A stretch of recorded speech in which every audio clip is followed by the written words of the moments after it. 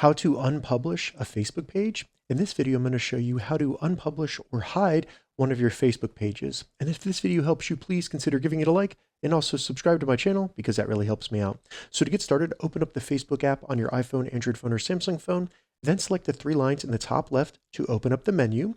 And once in the menu, we need to switch to the profile for the Facebook page that we want to hide. So you can do that by selecting this little drop-down arrow next to your username and then select the Facebook page that you want to hide. It'll then switch to the Facebook page where all we need to do is go up and select the menu button. So on an iPhone, the menu button will be up here to the left of Facebook, but on an Android phone, it might be over here in the top right. So just open up the menu, then in the menu, scroll down a little bit, select Settings and Privacy, and then select Settings.